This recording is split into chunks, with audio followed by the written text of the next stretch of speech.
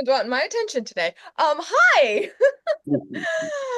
So today we are jumping into First Samuel 19, but before we get to that, at the end of last time, I told you I was going to look up some historical context about the time period because there was questions about weaponry and like how this the nation of Israel as it's existing at this point in time kind of measures up to the nations around it. So to catch up some of our new folks, we are in the story of the beginning of the nation of Israel. So the people have come out of Egypt. They've wandered in the desert for 40 years. They made their approach into what we would understand today as like the modern nation of Israel. They are in that area. There was many years of a military campaign. Eventually, the people said, "We want a king," and God chose King Saul. However, King Saul was good in some ways, bad in other ways, and he has been told that he will not have the dynasty. So we already know this going into it. So that's where we are in the story. The main bad guy of this point in time is the Philistines. So think we just like 2 weeks ago read the story of David and Goliath, where Goliath is a Philistine.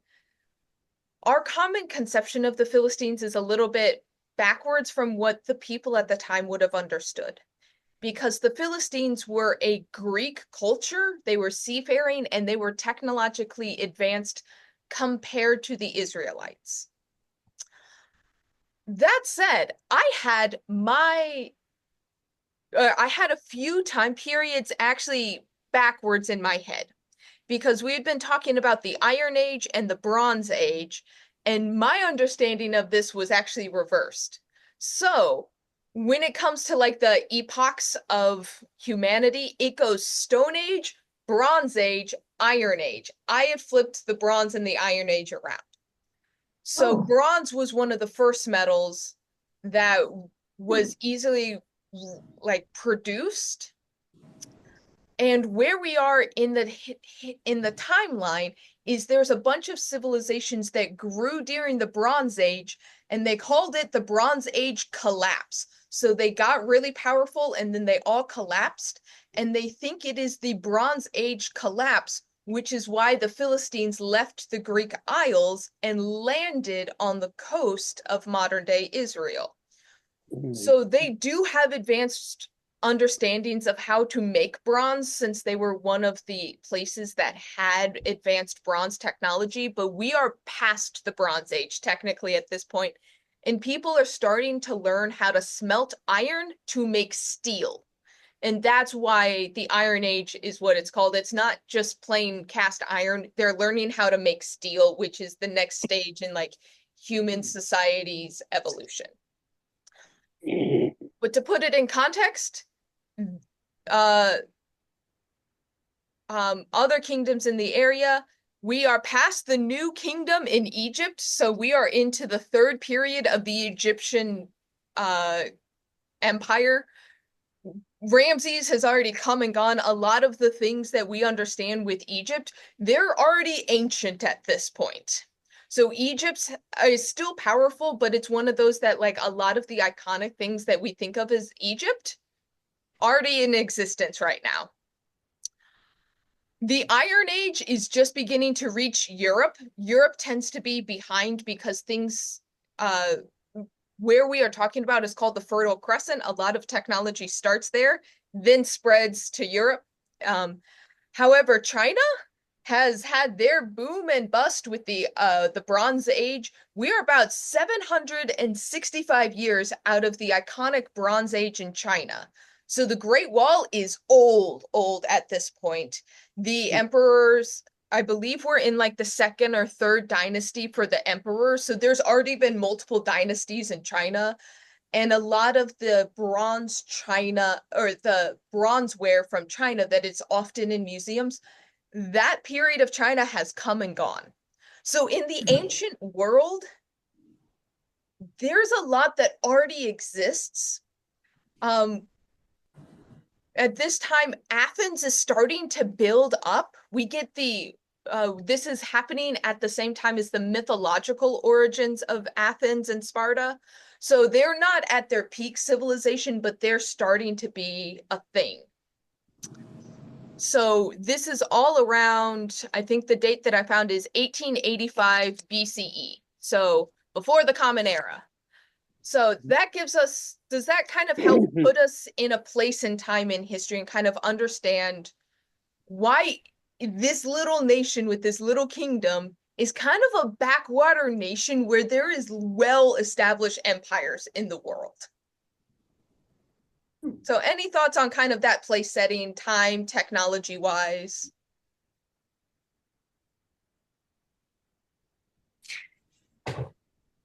That's good. It's a different perspective than what I had had. Okay, yeah. So as far as dating roughly where we are on the how many BC are we? So almost 900 BC. So the distance would be from us now to the 11th century. So that's the time gap before Jesus. We're talking almost 900 years before Jesus enters the scene. Oh, okay. So while this seems like a lot from like our modern perspective, ancient Egypt goes back 3000 BCE. Like Egypt is so old. And so that's why it's wild to think that the pyramids were considered ancient by this point. But we haven't gotten to, there are some other things in ancient history we haven't gotten to yet, but still this kingdom is just a little podunk kingdom in the grand scheme of the world. It is a little bitty nation, and they're just warring with their neighbors. They're having little tribal warfares. So with that in mind, let's jump to our actual scripture today. Last week we had a setup between King Saul and David, who David has been anointed in secret as the future king of Israel, but he has not become the king of Israel. He has been brought into the royal palace. He has married the king's daughter and befriended the king's son. So Jonathan, who appears first, is the king's eldest son, technically heir to the throne. And so Saul is confiding in his eldest son, I want to kill David because David is kind of this upshot that's people like more than the king. And the king has a bunch of jealousy towards him. So we have two assassination attempts on David's life. This will be a reoccurring theme that we see, that King Saul tries to kill David for a long time. But the first one, Jonathan's like, hey, don't worry about it. I'll take care of it.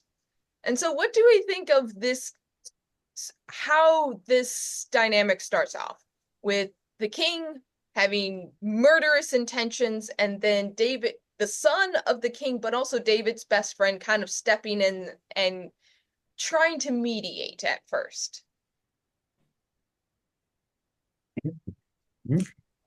First time. Yeah. Any initial thoughts of like what's going on in King Saul's head, what's going on in Jonathan's head? Is this a reasonable approach to like your dad trying to kill your friend? Well, it's interesting because Jonathan should be the heir to the throne, but he doesn't seem to care.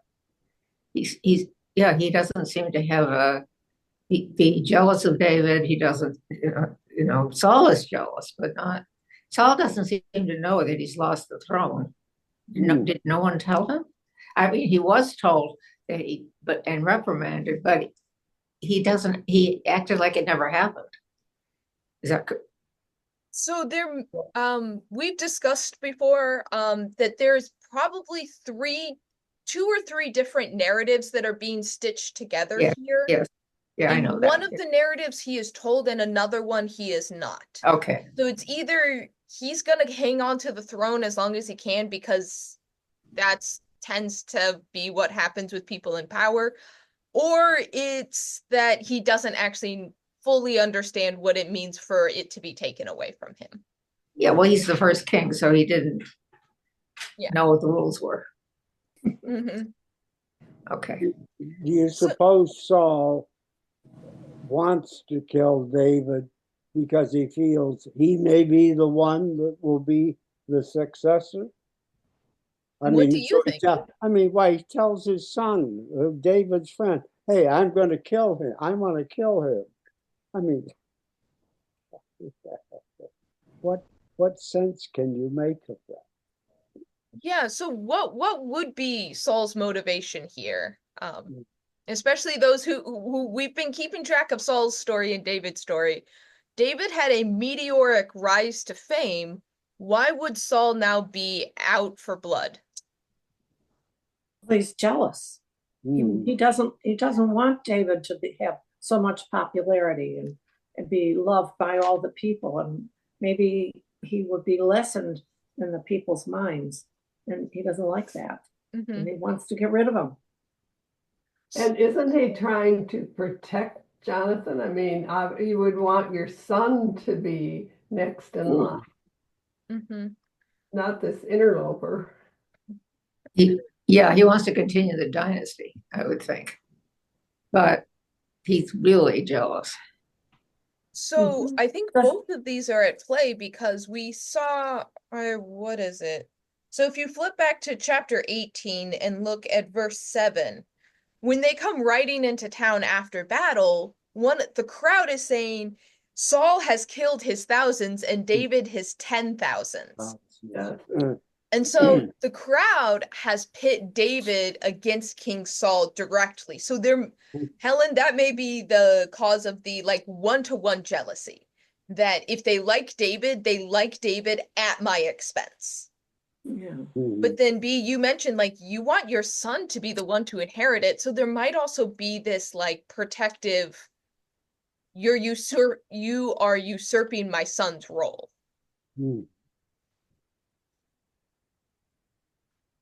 Any other thoughts on why Saul? Yeah, Gary? Maybe this is simplistic, but I just thought that this was God's way of just using Saul again to move on and go through these attempts to kill David and so forth. That I didn't look at it as really Saul calling all the shots.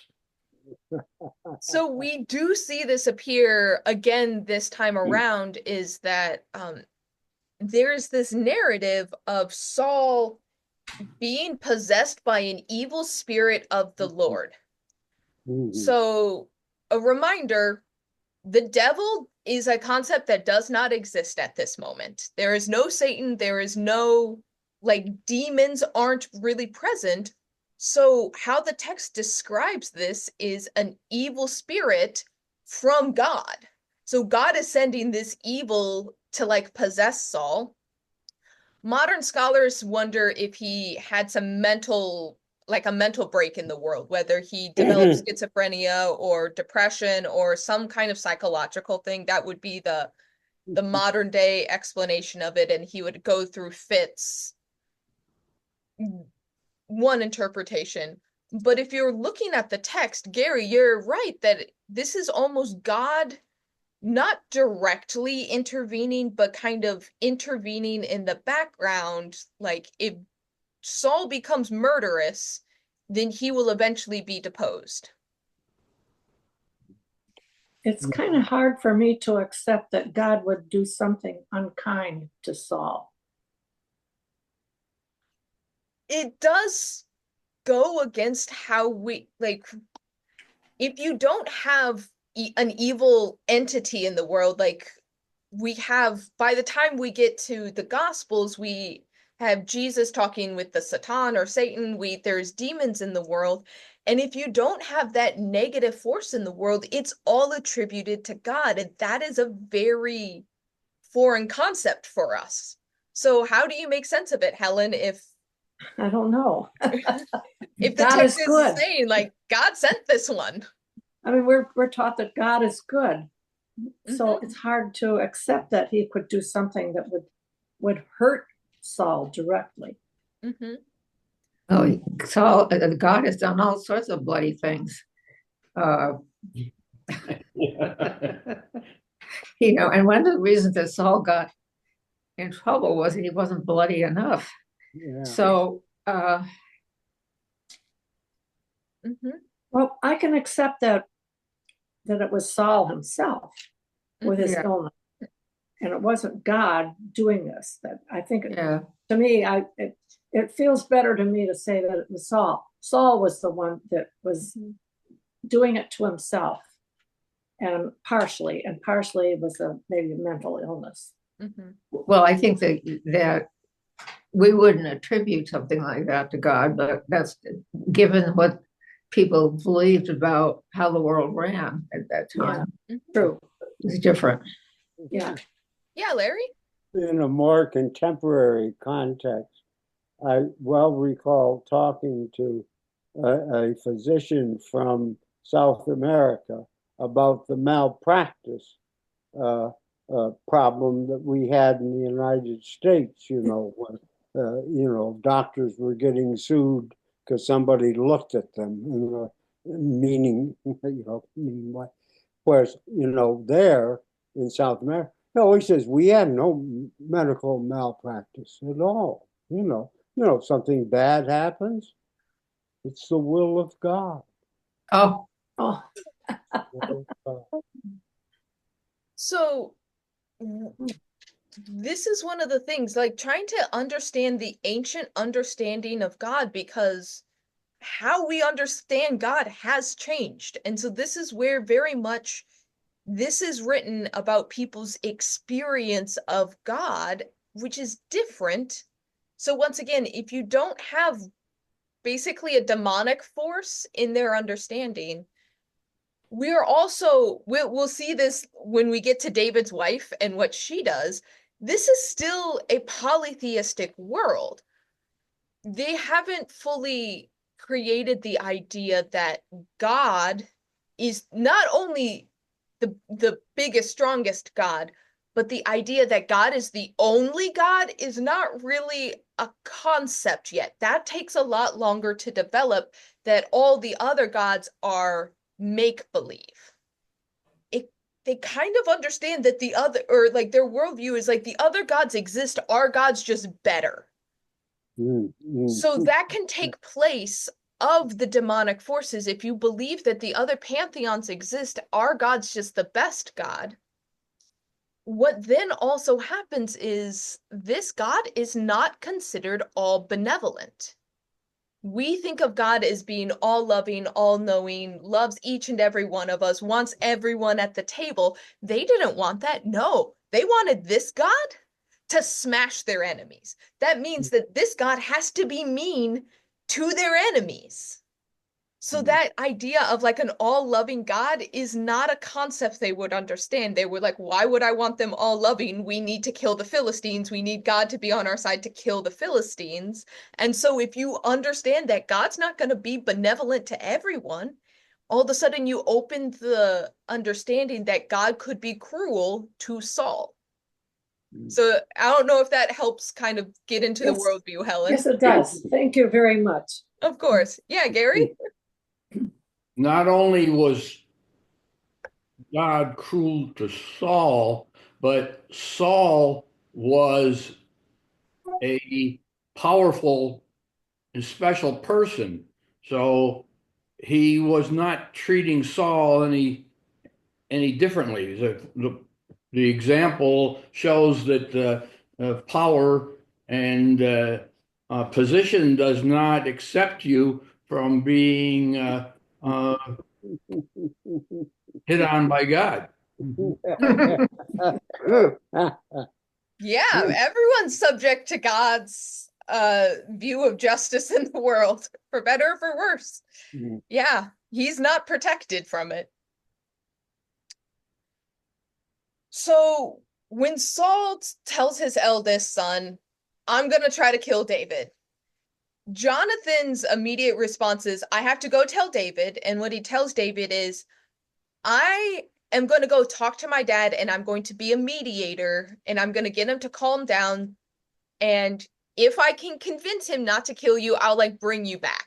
Like, don't worry. I'll like he's acting as like a conflict mediator. And he talks to him, and Saul seems to calm down. And so David comes back into the court, and everything seems fine at first. So step one of this whole scenario is, let's see if we can get some conflict resolution going. Can we actually resolve the problem between these two people? And Jonathan thinks he can do it. He's like, yeah, my dad's just doing a weird thing. Let me talk to my dad. And he's like, hey, don't sin. Like, murder is wrong, remember, Dad. But also, he does really good things for the kingdom. Like, everyone loves him because he's doing like what you tell him to do. Like, why would you kill him? And so that seems to like calm Saul for a time being, of like, oh yeah, this guy is a good asset to have.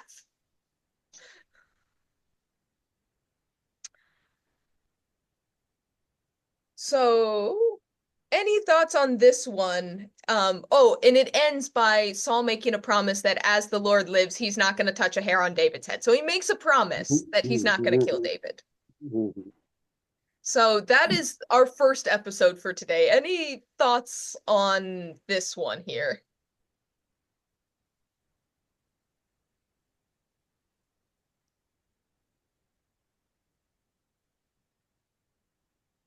So let's jump to the second episode, where Michal, so this is Saul, not Saul's oldest daughter, but his second daughter, which David, in the last chapter, he paid the bride price, and so now David's married into the royal family. He's not technically in the royal lineage, but he is married into the family. And so it says, again, there is a war. David goes to war, wins the battle, comes back. And this is where we see that evil spirit possess Saul again.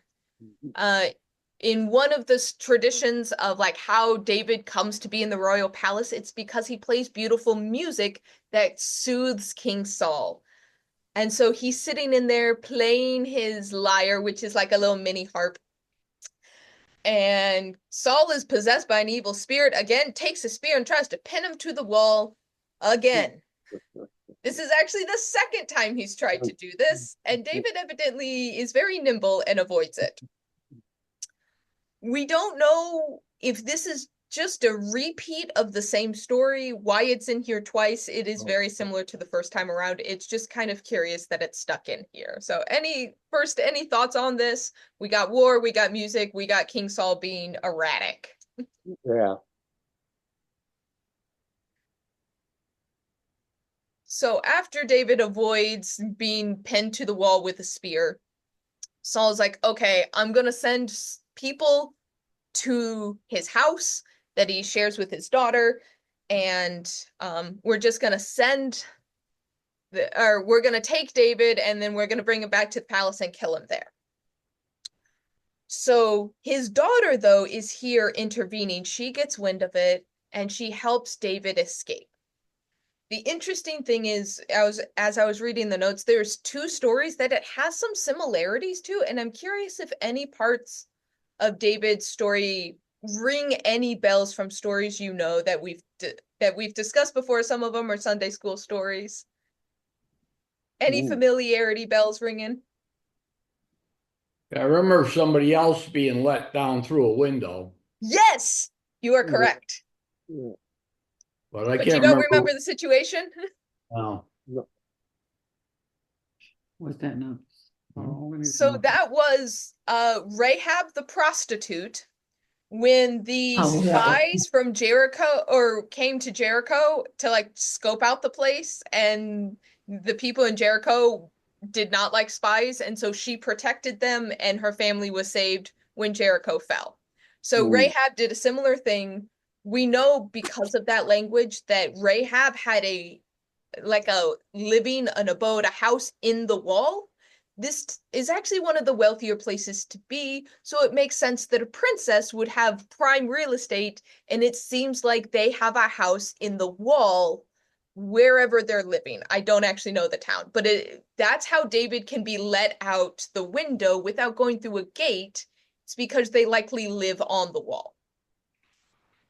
Mm-hmm. So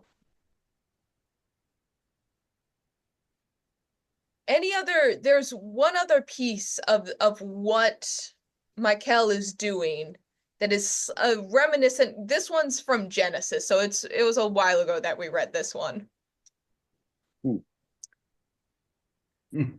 If you remember when Jacob, so we have Abraham, Isaac, and Jacob. Jacob is the trickster because you have Jacob and Esau. Esau's is the twin. Anyways, he goes to live with his uncle Laban, gets married to 2 women, has babies with 4 women, and then they need to make an escape. And his favorite wife, Rachel, when she leaves, she steals the household gods, steals them, puts them in her camel saddle, and then when Laban comes to address them, he's like, "Why'd you take my gods?" And Jacob's like, "I didn't take your gods." And Rachel's like sitting in her tent, and it's the period joke in the Bible. She's like, "Dad, you can't look in here. I'm on my period." And she's literally sitting on the household gods. So this is meant, why I bring this up is because this is meant to make Michal look like Rachel, who is one of the famous matriarchs. She is crafty, she is witty, she is defying her father, just like Rachel did, and she is using the household gods to do so. So this is compliments to Michal for being one of the crafty women of the Bible. So her plan is, screw dad, I don't like his plan. I want my husband to be alive, so I'm going to help him escape. And then she puts the household gods in the bed with some goat hair to make it look like David's asleep in the bed. Round 1, she says, "Hey, David's sick, come back later," which just gives David more time to run away. And then eventually Saul's like, "I don't care if he's sick, drag him out of bed." And that's when it is revealed what she did. But her response is, we're in verse 17. "He said to me, 'Let me go. Why should I kill you?'" Yeah. So what is Michal saying to her dad? What is she implying by this? No, who's she talking to? She's talking to her dad. To her dad. But So she's she saying says, but she's telling Saul what David said to her, is she not? correct. Okay. Is she telling the truth? No, he didn't threaten her. No, he didn't. No. That's all kind of confused me there. The only thing I thought was she thought if they came in and that they not only killed David, they'd kill her. So, It, yeah, Gary? well, I didn't catch this the first time I read it, but is it maybe she's telling her dad that he threatened to kill me, and that's Yes. why I had to go. So here's the thing, though. All of this was her plan. David did not threaten her, but she is saying that David threatened her. Right. Yeah. Yeah. Hmm. Okay. Why would she lie? Well, save her skin. It kind of justifies her Yeah. seeing that he got away, that he got out of there. Mm-hmm. He was in danger. And dad wouldn't want anything to happen to his daughter. Mm-hmm. So here is the moral question in today's passage, because in some ways this is a long narrative about a crazy king trying to kill David. But this passage to me brings up an interesting moral dilemma that I have seen talked about specifically or like, when is it okay to lie?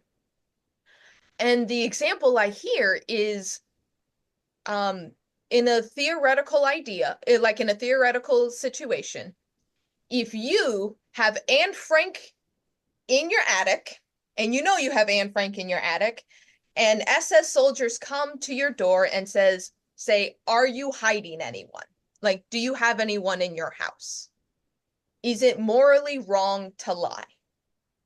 Or is it morally correct to lie in that situation? Are you asking a question?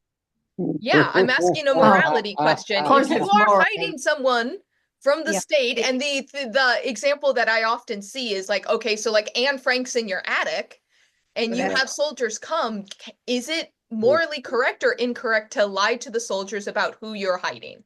Well, it depends on where you're coming from. But I think most people would say that it's morally correct.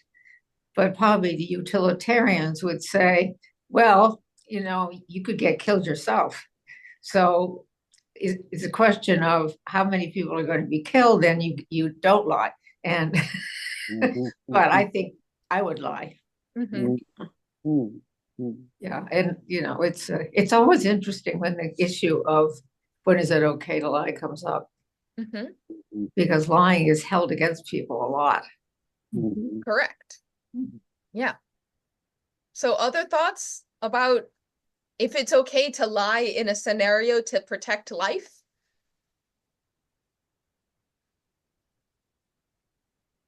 In most cases, I would think yes. Mhm. I can't think of a case where it wouldn't. I agree with Sue. I think a lot of people know they should lie, but Mhm. they're scared. So here's one explanation that I've heard.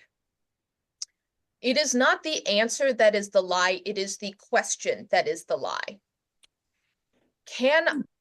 Do you have someone in your house? It is presented as a straightforward question, but if you answer yes, what the person is actually answering is, can I search, remove, and kill the people you have in your house? That is actually the lie, is the question. And the answer, no, is more of an answer to, can I take the people in your house? And the answer is no. Yeah.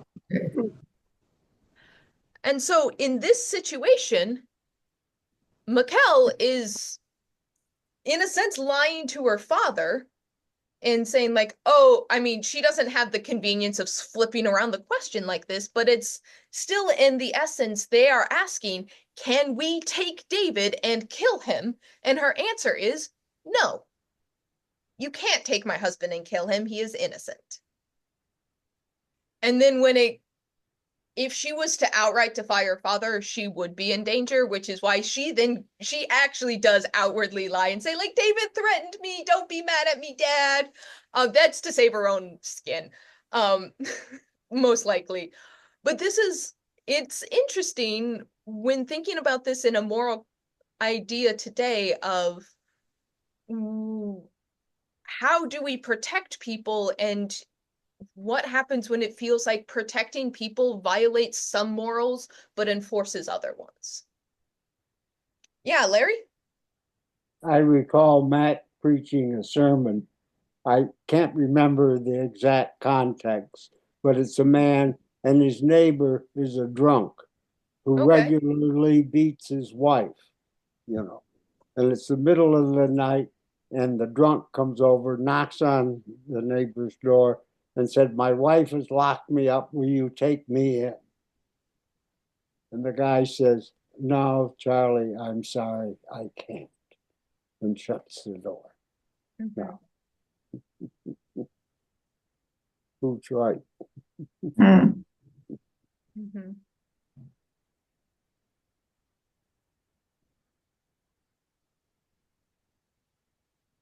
Well, it's a lie, but it's also a moral judgment.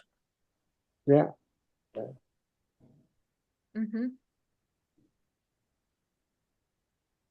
Yeah. I think I would take him in, let him sleep it off, and then bawl him out.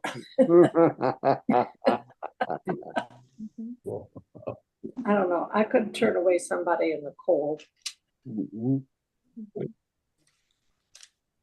But there's a certain sense where, I mean, the other part of morality that gets pulled into this question is there are times where doing nothing allows for bad behavior.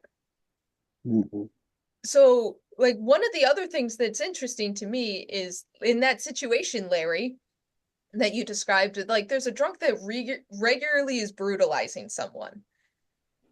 That's allowed to continue because no one calls the cops.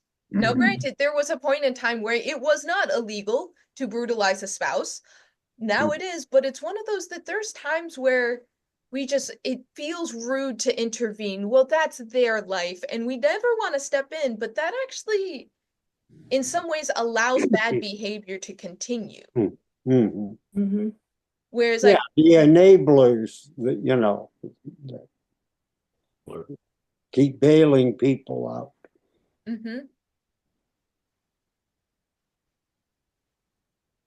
Yeah. So instead, in this situation, she's like, I'm not just going to, like, say, no, Dad, you can't come into my house, but she's like, I'm not going to enable him to kill someone. So I'm going to make a plan for him to escape. And notably, she stays behind to continue to protect him.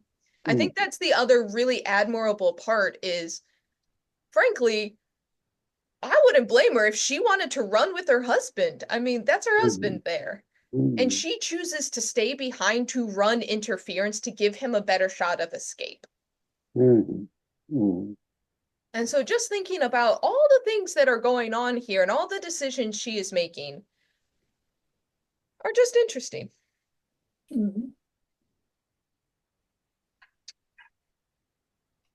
So David eventually flees. He goes to Ramah and he meets up with Samuel. So quick refresher on Samuel. He is the one that this book is named after, 1 Samuel. He is an anointed prophet of God. He has been a very powerful person. He is the one who anointed both King Saul. He has anointed David.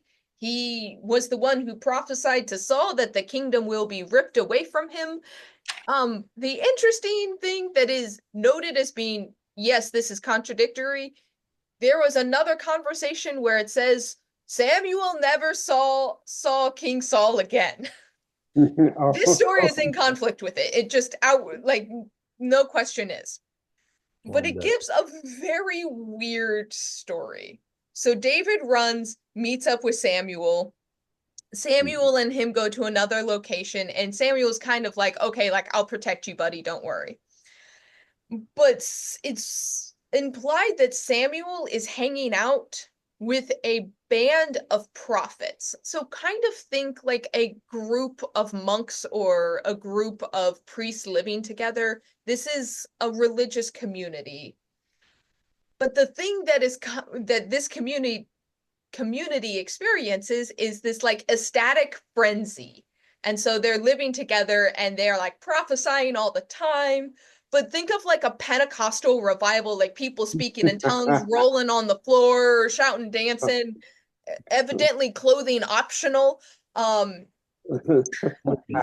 this is all seen as like the Spirit of God being present in this space.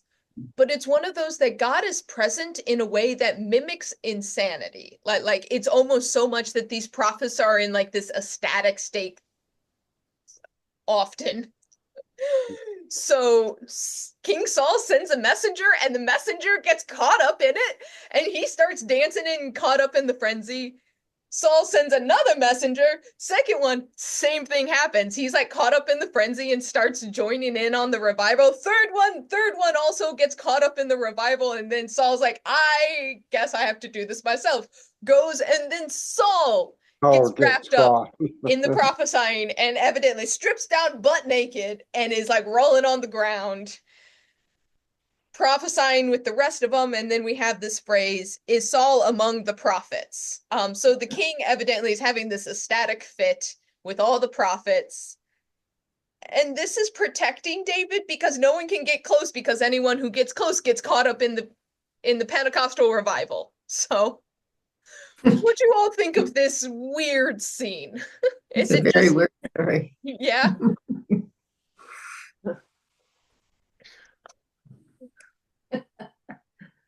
So when it was talking about a prophetic frenzy, what were you all thinking? Like, what were you all imagining? Was it like that Pentecostal revival or something else? What were you all envisioning for this part? Well, I was thinking of that, Okay, yeah.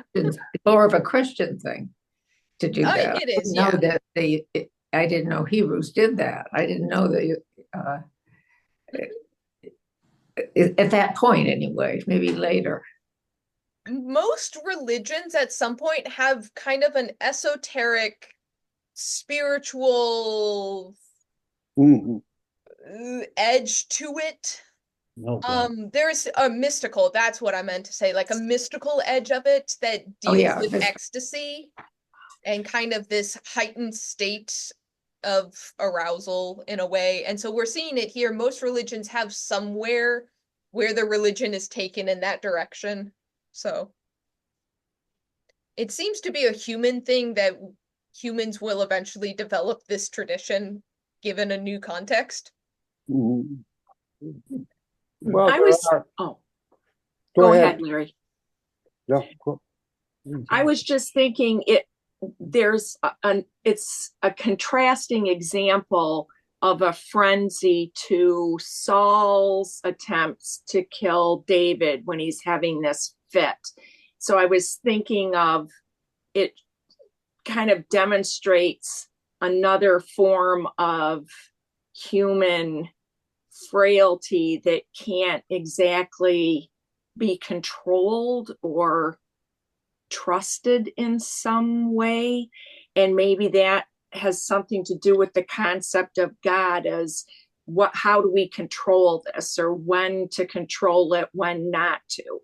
I don't know. I just was interested that they're both types of frenzies, and one seems acceptable and protective, and the other is threatening and unacceptable. I didn't catch that. I love that contrast of like a frenzy to kill versus like a prophetic frenzy. Yeah. Mhm. Mhm. Interesting. Yeah. I don't know where to go with that, but it just seems sort of interesting. No, I don't doubt that that is intentional because I mean this story starts with Saul being inhabited by an evil spirit from God. Now, granted, we have like Michael's interference in between, but you could, if you take the Michael's section, kind of just like take it out, you can actually stitch those other two parts together. And you could see how it would be one continuous story, which actually makes a lot of sense if that one piece is an insertion. Mhm. Yeah, and we still sort of see evidence of things like this today. Like the president says, let's all go up there and raid the Capitol, and a mob goes up and does it. Or somebody gets sick in a building and they say, oh, it's because of this terrible smell. And all of a sudden, everybody else smells it and gets sick. This sort of mob sort of frenzy or participation, still exists. Well, in India, they routinely have these ecstatic things that end up killing people because they have a stampede. I mean, for that matter, when the Eagles win, there's an ecstatic frenzy there too. Like it's one of those that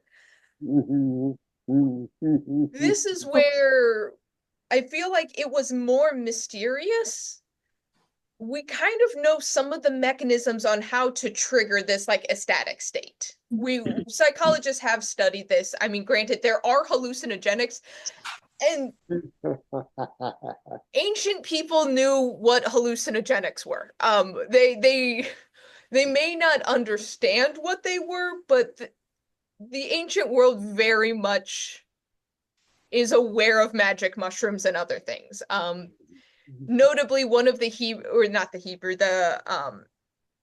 the Hindu text that is sacred to them, their soma is what is described, and soma, if you drink it, makes you close to the gods. And there's this whole long narrative of like the delights of soma, and then at some point they lose it, and so we're not sure what it was, but there's this whole description of not getting it anymore, and so they think there was a plant that may have had hallucinogenic properties that they ate into extinction.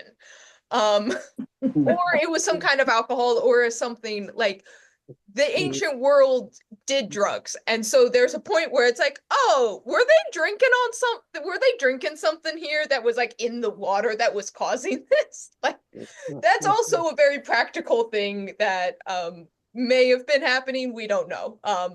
But there's also been some fascinating studies that are not considered ethical anymore. But I remember there was one study that they were doing a study on LSD's effect on religious experiences. And so they had two groups of Catholic priests, and half of them were in a church service upstairs and were sober. And like in the basement, they piped in the church service and gave them LSD. I want to know who gave them approval for this. Wild. But all of the priests that got LSD said that they had a profound religious experience that they carried with them for the rest of their life. And it was like a very important religious moment. It was just wild. Yeah, Larry, do you know more about this? Well, yeah, it wasn't hard. When I was a sophomore medical student, I was offered $50 to take LSD by the psychiatrist, the psychiatry department. Yeah. Okay. I didn't. You didn't? Okay, I was curious. But notably, like this wasn't just like a drug trip. The priests carried their experience with them and said that it was very profound and influenced the rest of their life. Mhm. And so that's just your odd tidbit for today, but there may be some hallucinogenics or some kind of alcohol or some kind of enhanced state going on here because we know it existed in history. Yeah, Helen. Didn't the Native Americans have something of that nature too? I mean, I don't know whether it was a drug or anything, but didn't they get together and do something sort of like a mob psychology sort of a thing where they came together for before a battle or something? But Yes. also, I was thinking also on this story, I didn't think about all these wild things happening, but I did feel that there was something very compelling about their state of prophesying that really made these people stop and participate. But I didn't have a vision of, these are really wild stories. I never thought about all this. But mob psychology, I can believe had a part of it too. Yeah. Chris, there are a lot of references in the Bible to drinking, wine and so forth. But I don't recall hearing of any other reference to other sort of substances, like somebody chewed on a leaf and they had a great vision or something or other. And that's a little surprising that alcohol, which we know existed, did other things, Yeah, so our idea, our conception of drugs is shaped by modern like legislation and things. Like at the words, it is interesting when you go back even just like 100 years or so, when you're seeing things like cocaine and laudanum and cough syrup. It was considered medicine. Yeah. And so the idea, or even opiates, like opiates as an addictive drug that deserves a different classification, where we have like some of it's medicine, some of it's recreational. This is a very modern division and understanding.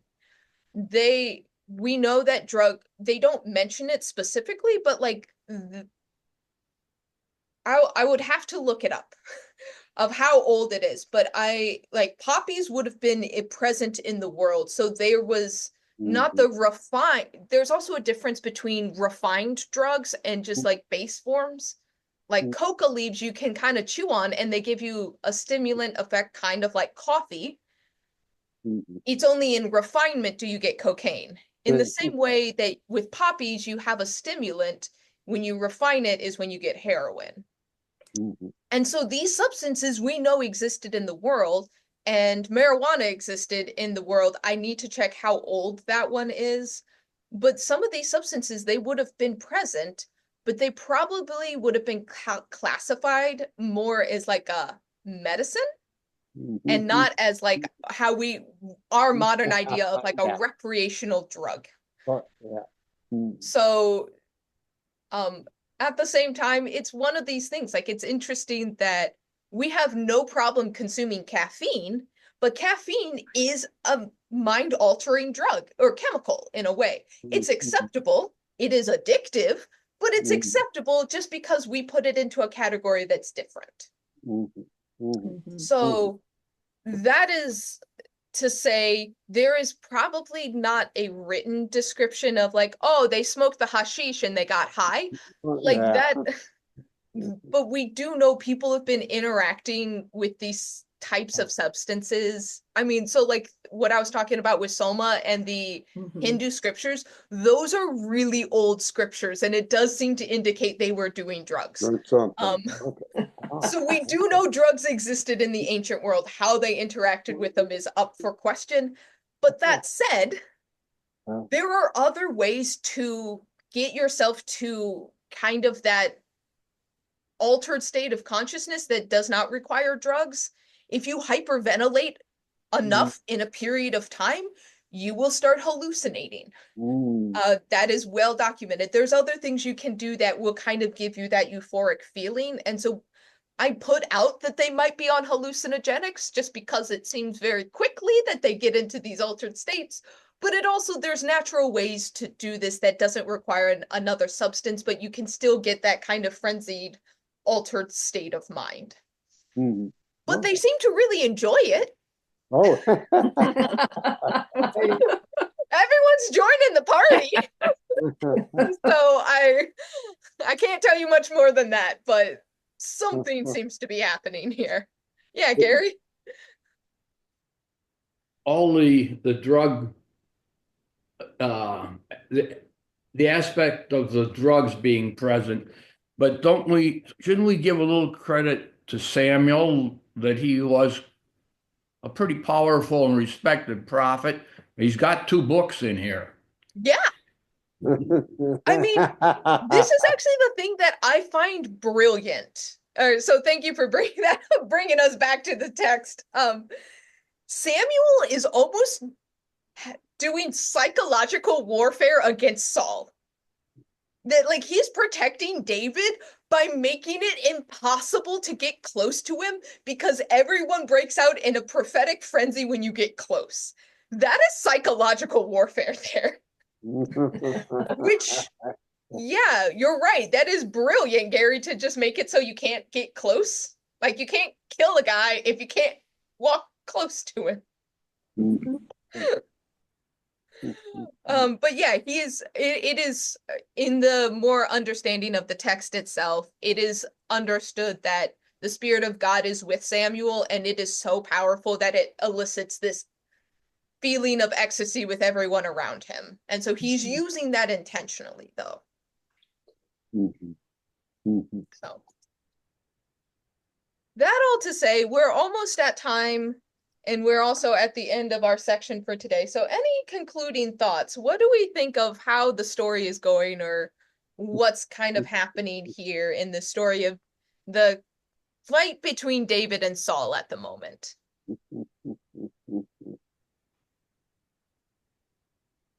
Well, I must say that I remember a bit of the story, but not all the prophesying. You know, like that was not something that was important, and yet it is here, as the chapter is written. Yeah, it's one of the sad parts of Sunday, of like a Sunday morning scripture reading, is unless you want to have a 15-minute long scripture reading, we tend to only choose chunks of it and we try to talk out the context. But here, reading it through and through, it gives a very different feeling of it. And so I think that that's one of the reasons why I love this kind of studies, is because you kind of get more of the context and the feeling and the overarchingness of the story. So I'm glad to hear that it's like, oh, this is a new context here. It's It reminds me of, stories where people are speaking in tongues. Well, and there's there's ecstatic branches in Judaism now, and the Hasidics, and I think I don't know, I know about the Black Church. You would describe James Baldwin in one of his books that are sort of that autobiographical, talks about lying on the floor and having a lengthy experience of God. It's terrifying, actually. If you are if you're ever interested in reading more of this, if you read stories of medieval women's experience of Christianity, they are trippy. Very much a question of how are these women seeing these visions? But a lot of the convents and a lot of the women in these convents are seeing, like, they describe their experiences and they are wild. There's lots of questions of what was happening in these convents, but a lot of those ecstatic experiences, Sue, that you're talking about. The other really interesting one is there is a tradition in the Muslim faith called Sufism. And if you've heard the term a whirling dervish, it is a practice of, like, there's a way to spin, and they spin in a way that once again gets them to this ecstatic experience of God. And so that's one of the natural ways that they know you can get this response, because the Sufis both have, once again, these very vivid experiences of God, but they have the dervishes that are able to create these experiences. So a lot of tradition, like, look in most religions and there is like a tradition where it's like, we figured out how to get closer to God. I don't think that's going to happen in the Presbyterian Church. Not with the Chosen Frozen, no. The church book group is reading a book now where this takes place I think in Sweden, but there's a group. Well, that was a Lutheran, very conservative Lutheran movement, and it doesn't say that in the book, but I looked it up to see what was going on, and they have a preacher who gets the women all this kind of thing, and it leads to conversion experiences and being saved. I think the closest we can come to it is to stand up and sit down.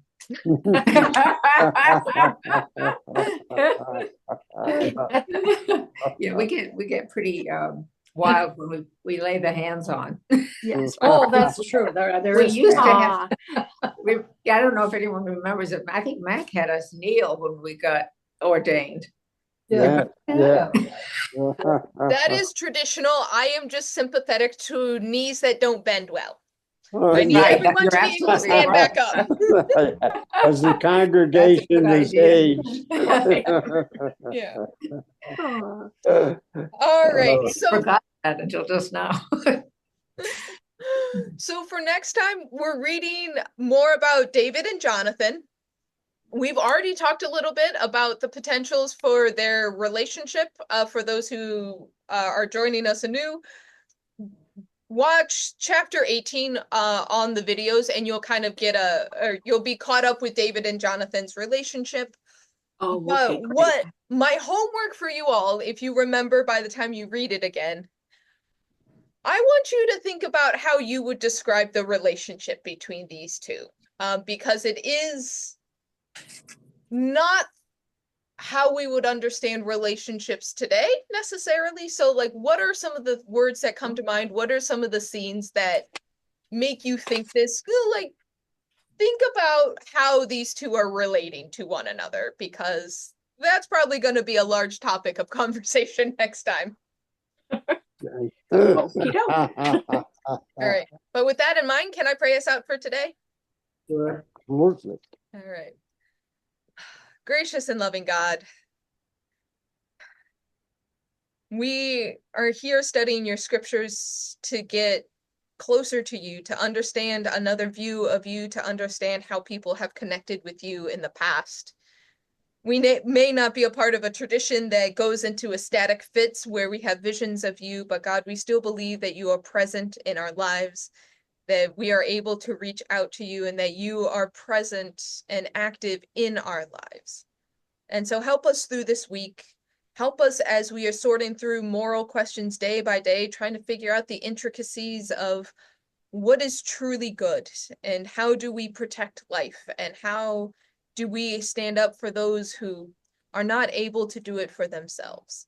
And so guide us this next week until we're able to gather again together. In Jesus' name, amen. Yeah. Okay. Thank you, All right. Chris. Right. Oh, See y'all thank you very much. See you all next week. Terrific.